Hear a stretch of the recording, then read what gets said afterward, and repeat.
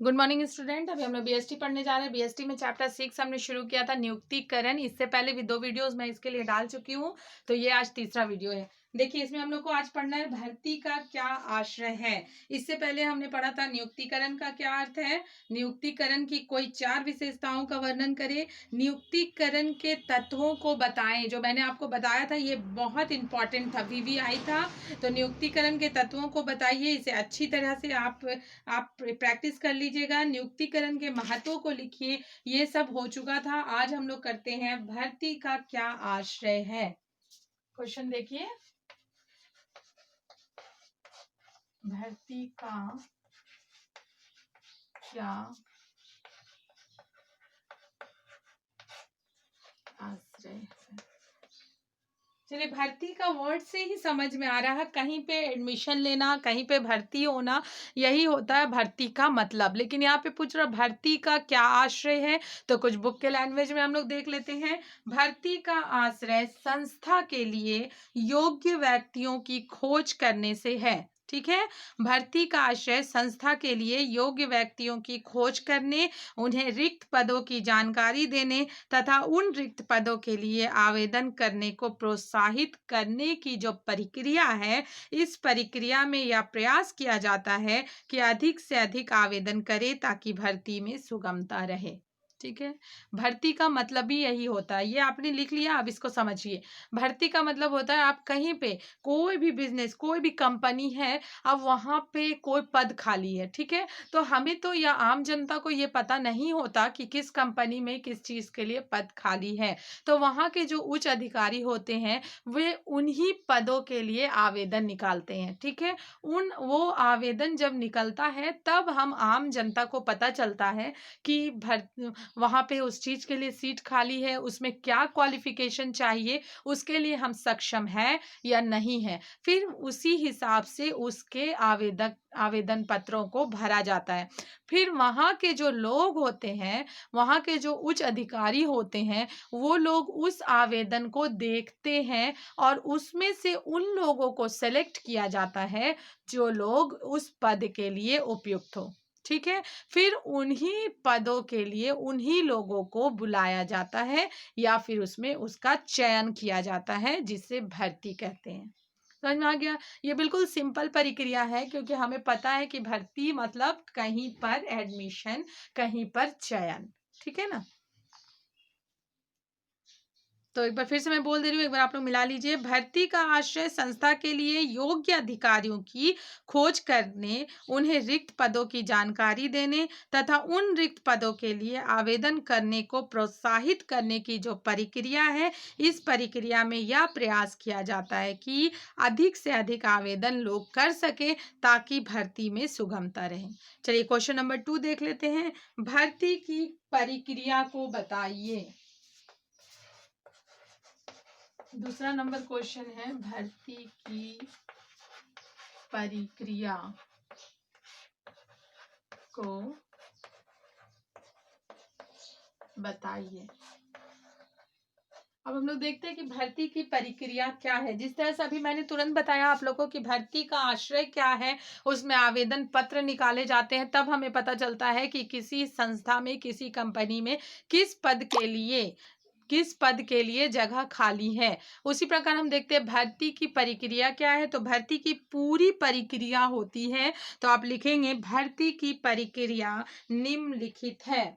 भर्ती की प्रक्रिया निम्नलिखित है। सबसे पहला होता है कर्मचारियों की मांग।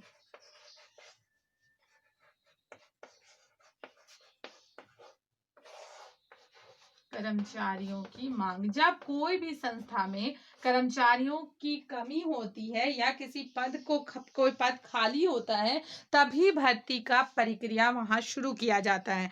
कर्मचारियों की मांग करके डैश करके आप लिखेंगे भर्ती प्रक्रिया कर्मचारियों की मांग के निर्धारण से प्रारंभ होती है। सभी विभागीय प्रबंधकों द्वारा अपने अपने विभाग में कर्मचारियों की आवश्यकता का निर्धारण करके कर्मचारी प्रबंधकों को सूचित कर देते हैं। ठीक है, मतलब जिस जिस डिपार्टमेंट में जितने जितने लोगों की ज़रूरत होती है, वहाँ के उच्च अधिकारी अपने से उच्च अधिकारियों को बता देते हैं, ताकि ये पता चलता है कि हमारी कंपनी में कितने लोगों की डिमांड है, कितने लोगों के लिए जगह खाली है। उसी हिसाब से कर्मचारियों की मांग के हिसाब से भर्ती प्रक्रिया शुरू की जाती है। दूसरा लिखिए, भर्ती के स्रोतों की पहचान। दूसरा हो जाएगा भर्ती के स्रोतों की पहचान। भर्ती के स्रोतों की पहचान। चलिए, सेकंड नंबर हो गया ये, कर्मचारी प्रबंध के पास जब सभी विभागों से कर्मचारियों के मांग पत्र पहुंच जाते हैं, तो वह अपने अनुभव एवं ज्ञान के आधार पर यह निश्चित करता है कि विभिन्न पदों के लिए अलग अलग योग्यता वाले कर्मचारियों को कहां से उपलब्ध कराया जाए। भर्ती के स्रोतों की पहचान, पहले तो क्या होता है, कर्मचारियों की मांग को देखा जाता है कि कहां कहां पर कितने कितने कर्मचारियों की आवश्यकता है। दूसरा क्या हो गया, भर्ती के स्रोतों की पहचान। अब जब पता चल गया कि कहां कहां पे कितने कर्मचारियों की आवश्यकता है, तो उसी हिसाब से उसके लिए आवेदन किए जाएंगे, ताकि ऐसी जगहों से उसके लिए उत्तम से उत्तम कर्मचारियों की भर्ती की जा सके। ठीक है, तो पहला कर्मचारियों की मांग और दूसरा भर्ती के स्रोतों की पहचान। तीसरा देखते हैं, इच्छुक लोगों को आमंत्रण।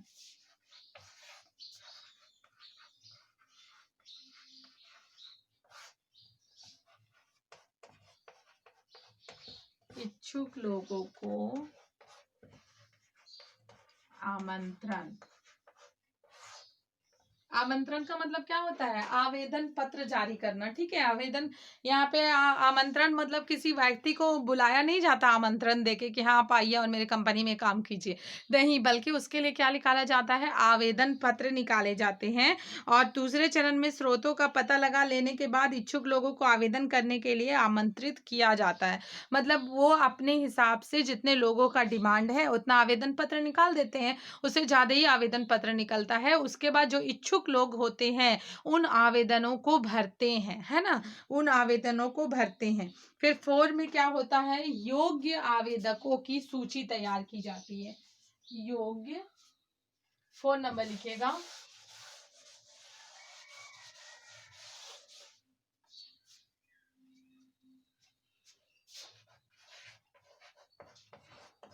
योग्य आवेदकों की सूची। ठीक है, फिर क्या होता है, योग्य आवेदकों की सूची तैयार की जाती है। अब जैसे पता चल गया कि कितने लोगों की डिमांड है, उसके बाद फिर पता चल गया कि कितने लोग इच्छुक हैं, कितने आवेदन पत्र हमारे पास आए हैं, उन आवेदन पत्रों में से चुना जाता है कि कौन कौन लोग हमारे इन पदों के लिए योग्य हैं। ठीक है, कौन कौन से लोग हमारे इन पदों के लिए योग्य हैं। आवेदन पत्र प्राप्त हो जाने पर उनकी जांच की जाती है। जांच के दौरान आवेदन पत्रों को 2 भागों में बांट दिया जाता है, एक वे जो वांछित योग्यता रखते हैं और दूसरे वो जिसमें वांछित योग्यताएं नहीं हैं। वांछित योग्यताएं रखने वाले आवेदकों की एक सूची बना दी जाती है और इन्हीं आवेदकों को चयन प्रक्रिया में सम्मिलित कर लिया जाता है। ठीक है, योग्य आवेदकों की सूची का मतलब होता है उसे 2 भागों में बांट दिया जाता है। पहला देखा जाता है कि कितने लोग इस पद के लिए योग्य हैं और कितने लोग इस पद के लिए योग्य नहीं हैं। क्योंकि आपको पता है कि जब भी कहीं आवेदन निकलता है, तो अभी के टाइम में हमारे समाज में ऐसा हो गया है कि अगर प्यून के लिए भी निकल रहा है आवेदन, तो उसको बहुत ज़्यादा पढ़े लिखे लोग भर देते हैं। पहले इसके लिए सिर्फ मैट्रिक या इंटर पास की ज़रूरत हुआ करती थी और लोग वही उसी लेवल के लोग इसको भरा करते थे। पर अभी चूंकि हमारे समाज में, हमारे देश में बहुत कमी हो गई है नौकरियों की, तो लोग हर पद के लिए अपनी अपनी हर पद के लिए आवेदन कर देते हैं। अब जब आवेदन कर दिया जाता है, तो देखा जाता है कि ये लोग बहुत योग्य हैं, ये लोग बहुत योग्य नहीं हैं, ये बहुत पढ़े लिखे, ये बहुत पढ़े लिखे नहीं हैं। तो उस तरह से आवेदक जो आते हैं, जो फॉर्म भरे जाते हैं, उन फॉर्म को 2 भागों में बाँट दिया जाता है।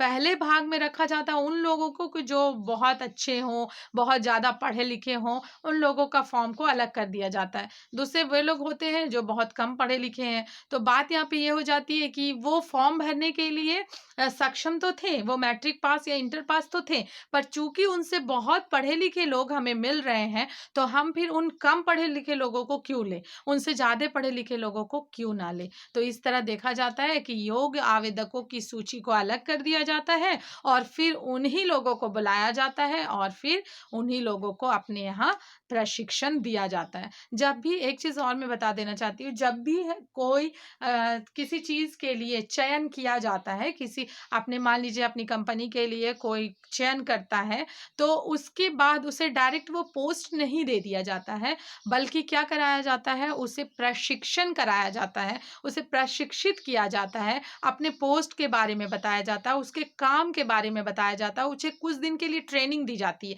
ताकि वो जब हमारे उस पोस्ट पे आए, तो वो सक्षम हो और वो पूरी तरह से निपुण हो कि वो हमारे काम को अच्छे ढंग से कर सके। तो इस तरह से हम देखते हैं कि भर्ती की जो प्रक्रिया